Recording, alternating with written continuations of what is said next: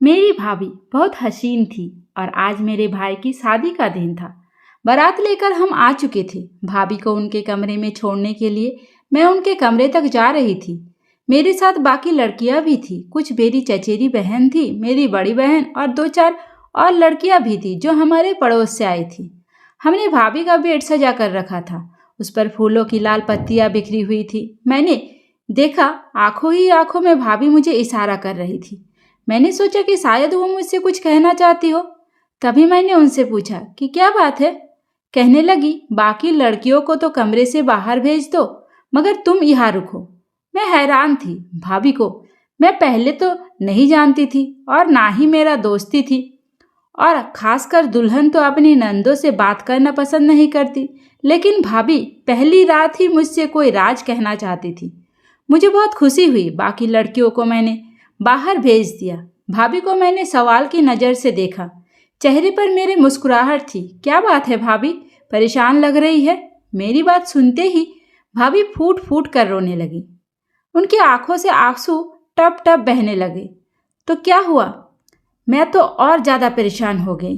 भाभी का हाथ पकड़कर पूछा तो वो रोते हुए बोली, मुझे यहाँ अकेला मत छोड़ना, मैं मर जाऊंगी। मैंने कहा, अरे आपको क्यों मरेंगे? मेरा भाई आपके साथ है, आपका पति है, वो इसमें रोने वाली क्या बात है? मेरी बात सुनकर भाभी और दहाड़े मार मार कर रोना शुरू कर दिया। अब तो मुझे इस रोने से खौफ आ रहा था। मैंने उन्हें बहुत समझाने की कोशिश की कि यह लड़की की जिंदगी में होता है। जब मैं उठकर जाने लगी, यकीन मानिए उन्होंने मेरे पाँव पकड़ लिए और कहने लगी, ऐसा मत करो, मैं मर जाऊँ, मेरी जिंदगी में कुछ बाकी नहीं रहेगा। रुसवा और जलील हो जाऊंगी। क्यों रुसवा हो जाओगी? आप यो क्या कह रही हो? आपका पति है और मेरा भाई कोई वैसी दरिंदा तो नहीं है। वो बहुत प्यार करने वाला इंसान है। मेरी बात सुनने के बावजूद भी भाभी के रोने में कोई कमी नहीं आई। तभी मुझे भाभी के कमरे में किसी और की मौजूदगी का एहसास हुआ। मैंने नज़र उठाकर देखा तो चौंक गई थी। सामने मेरे पापा खड़े थे। पापा के आंखों में तो जैसे खून था। वो बहुत गुस्से में लग रहे थे। भाभी ने एक नज़र पापा को देखा और फिर यूं नजरें झुका ली जैसे दोनों एक दूसरे को जानते हो, या फिर भाभी पापा से बहुत बड़ा शिकवा कर रही हो। अपनी भाभी की तरफ घूर कर देखा और मुझसे कहा, चलो बेटा यहाँ से। आजकल की औरतें के यही ड्रामे हैं। क्या इसे नहीं मालूम कि तुम्हारी शादी नहीं हुई है? ऐसे मामलात एक कुंवारी लड़की को बताने की क्या ज़रूरत है? पापा ने गुस्से से भाभी की तरफ देखा। नहीं पापा, भाभी अकेले में घबरा रही थी, इसलिए मुझे कह रही थी कि मैं उनके साथ रहूं। मैंने सोचा कि मैं भी भाभी के कमरे में ही रुक जाऊं, पर पापा ने मुझे कहा कि तुम बाहर जाओ। नहीं पापा, भाभी अकेले में घबरा रही थी, इसलिए मुझे कह रही थी कि मैं उनके साथ रहूं। मैंने सोचा मैं भाभी के कमरे में रुक जाऊं, पर पापा ने मुझे कहा तुम बाहर चलो, मैं तुम्हें एक बात बताती हूँ। मैं बाहर आई तो पापा ने अपनी जेब में से हाथ डाला और 5,000 के 2 नोट निकाले और कहने लगे, ये लो बेटी, तुम्हें क्या और भी नोट चाहिए? 1,000 एक साथ देखकर मैं खुशी से फूले न समा पाई। मैंने कहा कि अब आप मुझे और पैसे नहीं चाहिए, लेकिन आप मुझे ये क्यों दे रहे हैं? इसलिए बेटी कि तुम मेरी बात मानो, पापा ने मुझसे कहा। तो मैं और ज़्यादा परेशान हो गई। कौन सी बात पापा? मैं तो आपकी हर बात मानती हूँ। मेरी बात पर पापा ने मुझे देखकर कहने लगे, तेरी भाभी रोए, चीखे, चिल्लाए या तुम्हारी मन्नत करे, तुम इसके पास नहीं आओगी। और एक शादीशुदा औरत है, अपने मसले खुद देख सकती है। तुम्हें ज़रूरत नहीं है अम्मा बनकर इसके सारे मसले देखने की। अच्छा चलो, अब तुम जाओ यहाँ से। मैं सोच रही थी कि पापा मेरे साथ ही वापस आएंगे, लेकिन अजीब बात थी, पापा मेरे साथ कमरे से बाहर आने की बजाय वहीं पर खड़े रहे। मुझसे सब्र ना हुआ। मैंने पीछे मुड़कर देखा तो ये जानकर हैरत हुई कि पापा तो भाभी के कमरे में जा रहे थे। अजीब बात है, मुझे वहाँ से निकालकर खुद ही कमरे में जा रहे हैं। ये क्या बात हुई? मैं गुस्से में मम्मी के कमरे में आ गई। मैंने उन्हें कहा कि पापा ने मुझे पैसे देकर भाभी के कमरे से निकाला है और खुद उनके कमरे में चले गए हैं। ये देखकर अम्मी के चेहरे का एक रंग आया और गुजर गया। कोई बात नहीं बेटा, तुम्हारे पापा है, इस लड़की के ससुर है, अगर चले गए तो ज्यादा हैरानी की बात नहीं है। अम्मा के चेहरे पर परेशानी तो थी, मुझे तसल्ली दे रही थी। अब मैंने तुझे तो यही कहा कि तुम बहुत छोटी हो, ऐसे मामलात में ना उलझो, लेकिन मेरे दिल में एक बात थी जो कि वही की वही रह गई थी। रात को मुझे नींद ना आए तो मैं प्यास के मारे कमरे से बाहर निकली। ये देखकर मुझे हैरत हो रही थी कि भाई रात के इस समय अपने कमरे में होने की बजाय बाहर लॉन में खड़ा सिगरेट चूस रहा था। मैं उसको देखकर हैरान हो गई। इस वक्त तो उसे अपनी बीवी के पास होना चाहिए। ये क्या कह रहा है? यानी अपनी बीवी से खुश नहीं है? ये सोचती ही मैं आगे बढ़ रही थी। मैं देखकर हैरान रह गई थी। भाई की आंखों में आंसू बह रहे थे। मैंने भाई को पुकारा, क्या बात है भाई, तुम रो रहे हो लड़कियों की तरह? मेरी बात सुनकर भाई ने मुझे गुस्से से देखा था। पापा की चमची हो, चली जाओ यहाँ से। भाई गुस्से से बोल रहे थे, क्यों जाओ? मुझे कोई काम बताओ, जल्दी जाओ, जाकर माचिस लेकर आओ। भाई की ये बात सुनकर मैं किचन में भागी, माचिस लेकर आई।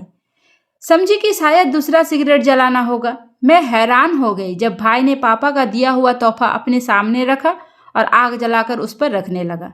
क्या बात है, तुम पापा का दिया हुआ तोहफा क्यों जला रहे हो? मैं हैरान होकर बोली और साथ ही वो कमीज उठाकर उस पर से लगी आग को बुझाने लगी, जैसे भाई जलाने की कोशिश कर रहा था। इतना तो प्यारा कुर्ता है भाई, पापा ने तुम्हें शादी के तोहफे के तौर पर दिया था, इसे जला क्यों रहे हो? ये बात मुझे समझ नहीं आई। तुम अपने काम से काम रखो, जाओ यहाँ से। भाई का गुस्सा देखकर मैं सहम गई, वापस अपने कमरे में आ गई। पर मुझे कुछ समझ नहीं आ रहा था। मुझे तो सारी रात नींद नहीं आई। सुबह 5 बजे मेरी आँख खुली। मैं उठकर बाहर आई तो देखा पापा जाग रहे थे। पापा के चेहरे पर गहरी नींद थी। मैं किचन में जा रहा हूँ। पापा मुझे देखते ही बोले, अपनी बहू के लिए नाश्ता बनाने जा रहा हूँ, क्योंकि असल बेटियाँ तो बहू में ही होती है, अपनी बेटियाँ तो पराया धन होती है। यह कहकर पापा किचन में चले गए। मैं उनके पीछे पीछे आई तो देखा वाकई में पापा नाश्ता बना रहे थे। पापा, आपको भाभी की इतनी फिक्र क्यों है? मैंने पूछा। पापा ने बड़ी ही गहरी नज़र से देखकर कहा, क्योंकि वो मेरे बेटे की बीवी है, मुझे फिक्र नहीं होगी तो क्या होगा? सासें तो वैसे भी जहर उगलती है और तुम्हारी माँ, इसका कोई भरोसा नहीं कि वो अपनी बहू के साथ क्या सलूक करे।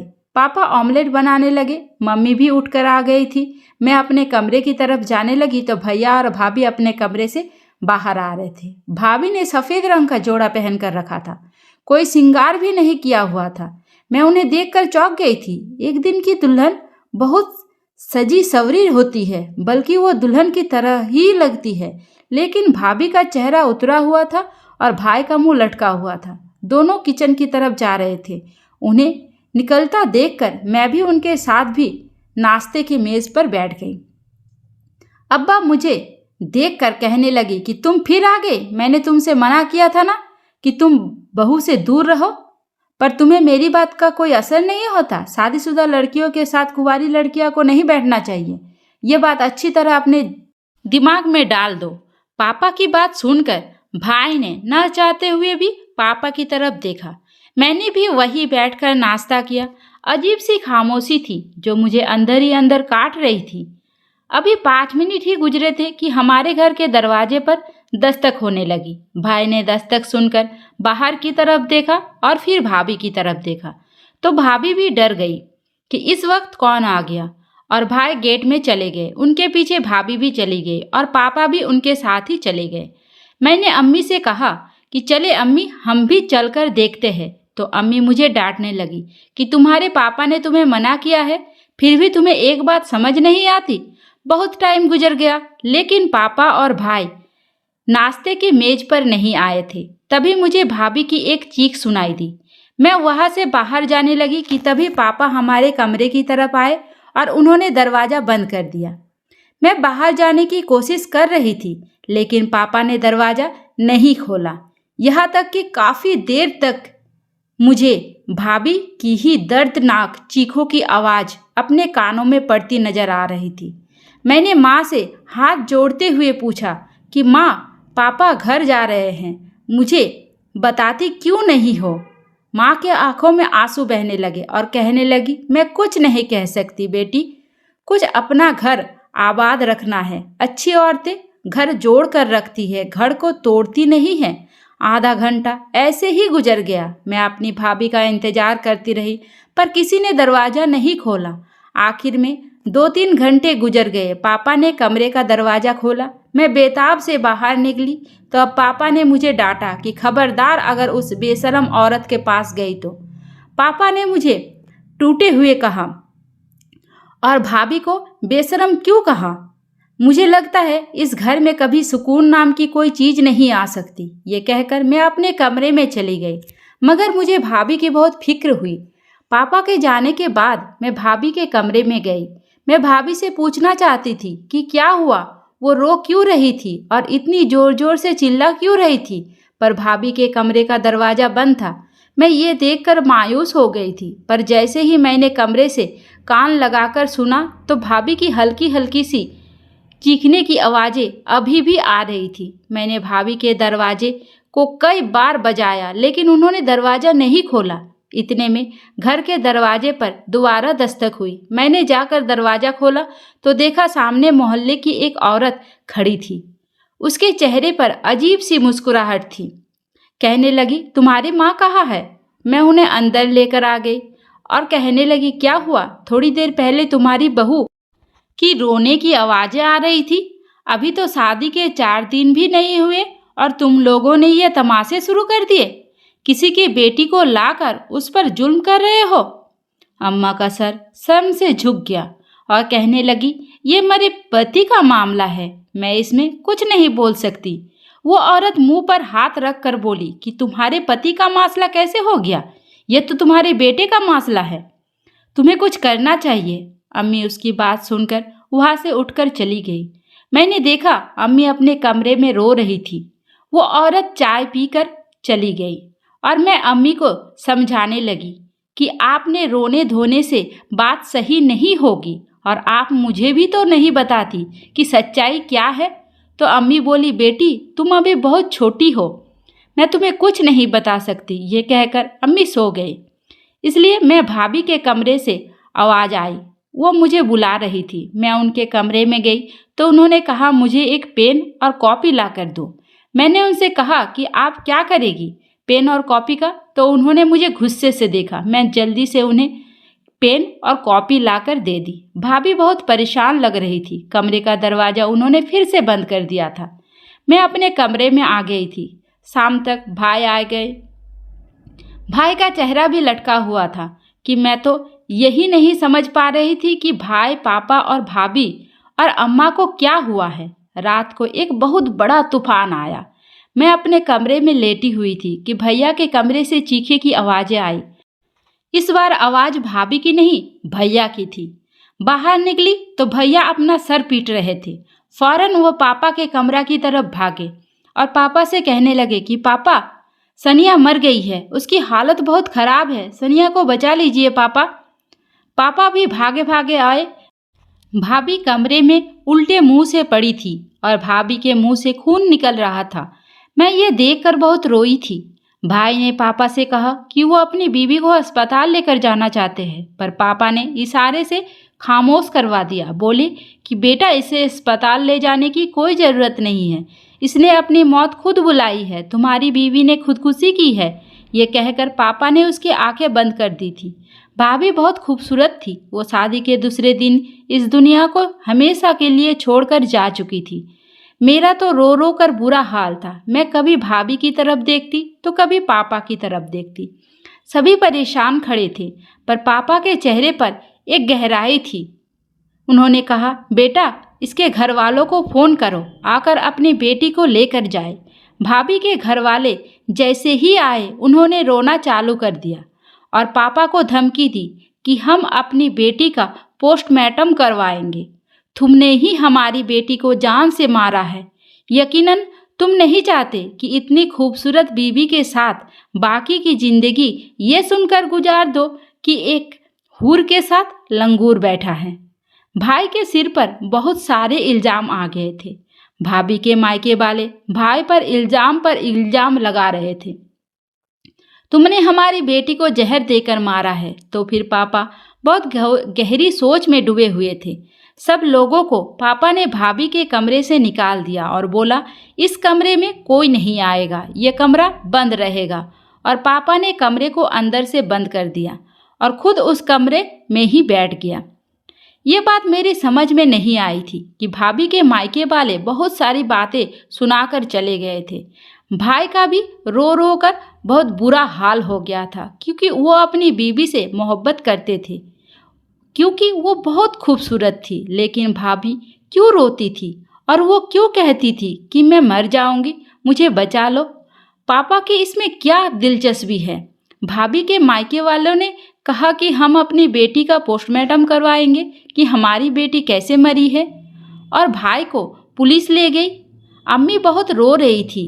भाई थाने में थे। इधर पापा ने कमरे को अभी तक अंदर से बंद कर रखा था।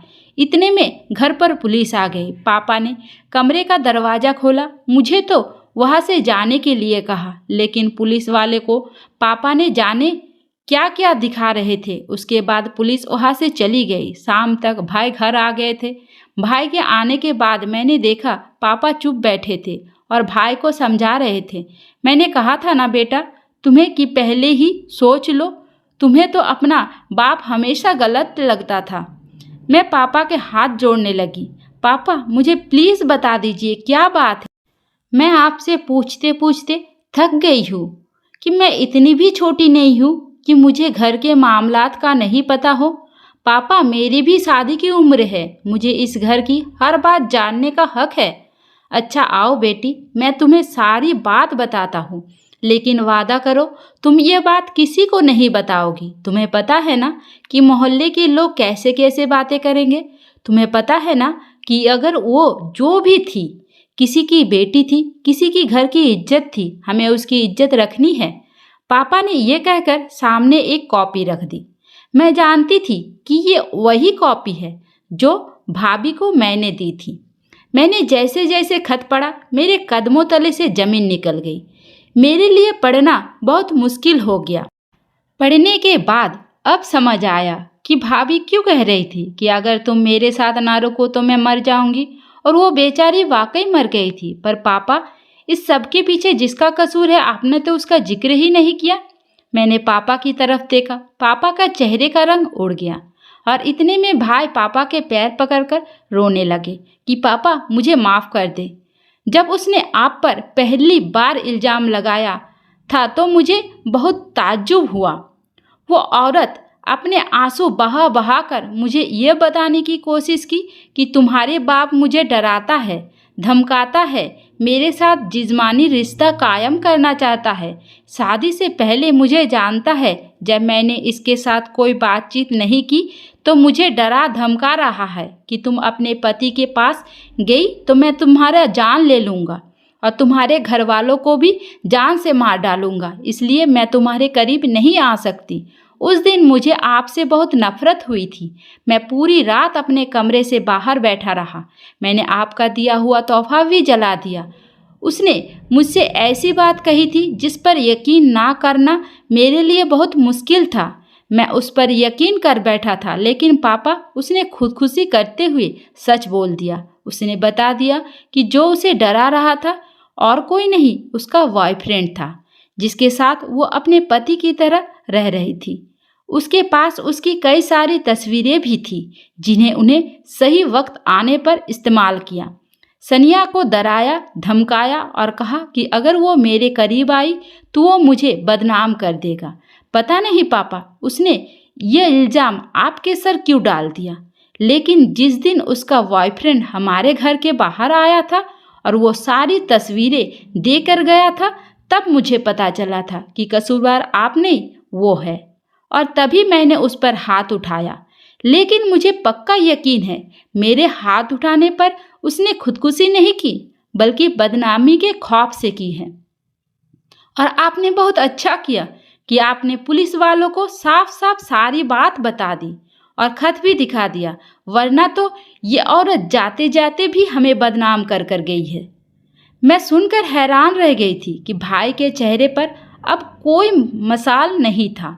भाई अपनी बीवी से शर्मिंदा भी नहीं था। सही बात यह है कि जो औरत वफा ना करे तो पति उसकी इज्जत भी ना करे। दोस्तों, उम्मीद करती हूँ आपको हमारी कहानी पसंद आई होगी। कहानी पसंद आई है तो चैनल पर लाइक करें, चैनल पर नए हैं तो चैनल को सब्सक्राइब करें और हाँ, नोटिफिकेशन बेल को ज़रूर दबाएं ताकि अगली अपडेट सबसे पहले आपको मिले। धन्यवाद।